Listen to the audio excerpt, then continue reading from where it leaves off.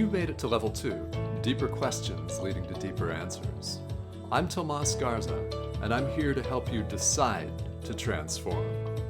I'll be setting the pace for the process to support your unfolding. Learn and commit to a practice that brings simplicity and an awareness of what is ready to be released. Join me now and allow the experience of a deeper sense of love.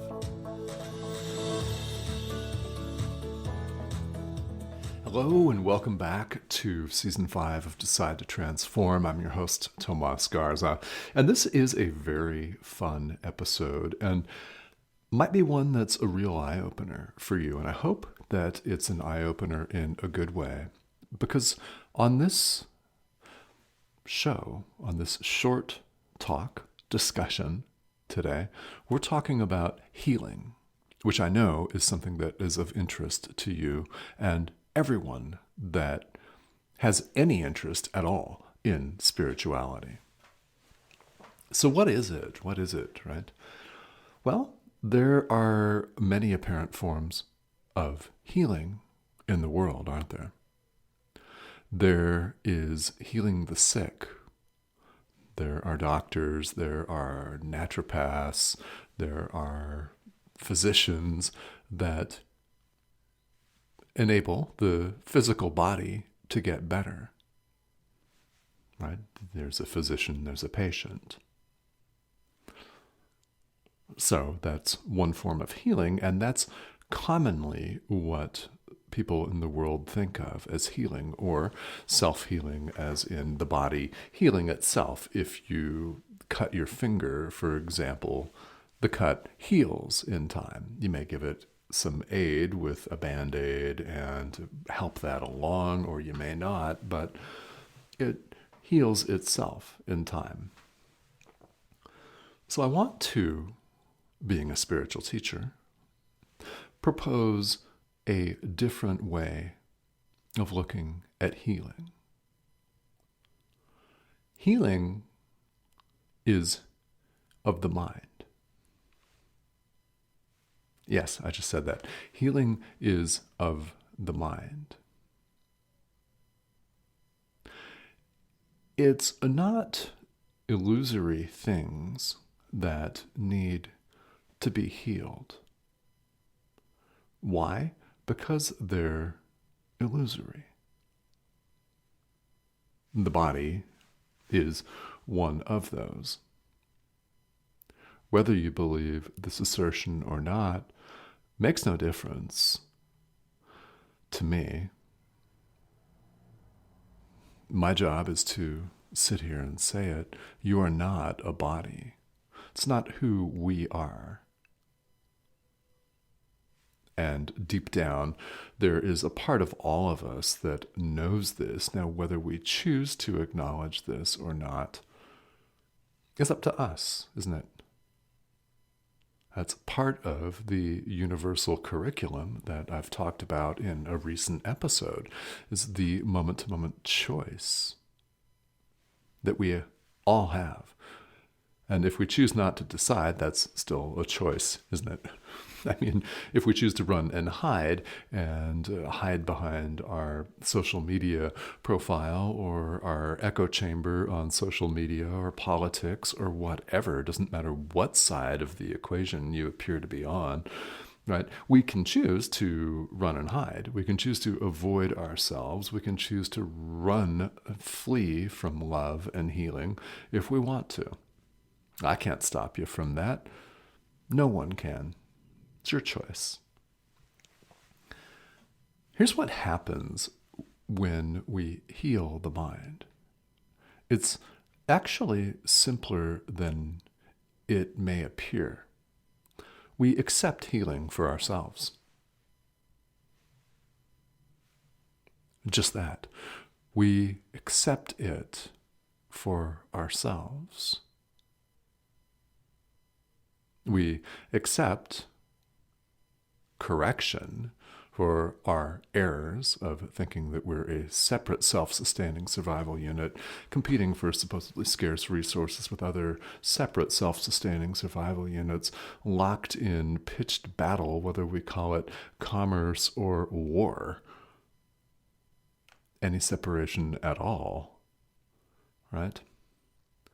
It's when we accept that there is a different way of seeing, when we allow that to shine through us. We accept healing for ourselves, then we offer it. What's going on is your higher self, I'll use the self with a capital S here and keep it universal. Your higher self, love, reaches through and communicates with the higher self in another person. So it's not you, the physician. It's not you, the Reiki healer, for example. It's not you as a minister or a teacher or a parent that's actually doing the healing. It's not the small s, self. It's not the ego that does the healing. It's self with a capital S. It's love itself. It's your inner teacher, right? It's your higher self extending love, and it's the higher self in the other person recognizing it. It's love itself, self with a capital S, that does the healing. It's seeing things as they are.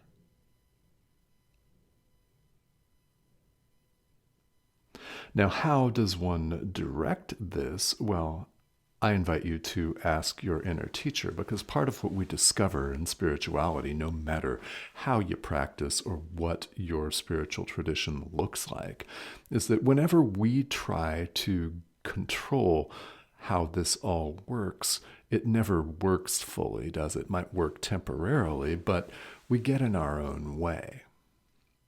We really have to allow ourselves to be a conduit. We have to allow ourselves, so to speak, to be a channel for this healing. One way of looking at it is let go, get out of your own way, and allow this process to happen through you, which it will, and the outer results, the outer circumstances are beyond our control. If we try to consciously manipulate them, we limit them. And that's not healing. Healing is love itself. It's total. It's all-encompassing. So we allow ourselves to become this conduit by first accepting healing for ourselves. It's of the mind. Will it heal the body? It may well. It may well heal it in time. It may well heal it immediately, but it heals the mind. This is the level at which we work with it. So, an invitation to you, if you are asking for healing for yourself or for someone else or for the world itself, accept it for yourself first so that you may truly give it.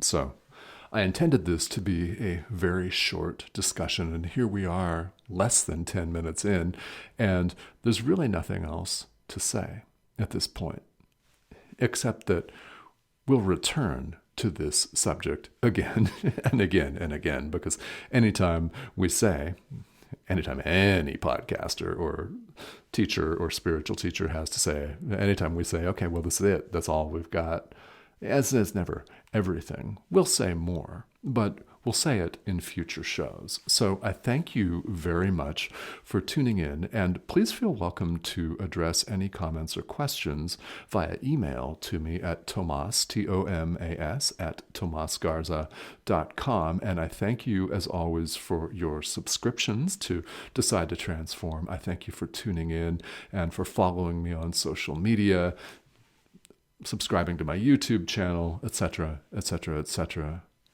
And as always, what I thank you for the most is for your own spiritual practice, for your own accepting of healing for yourself. That way you can truly give it. Thank you for tuning in.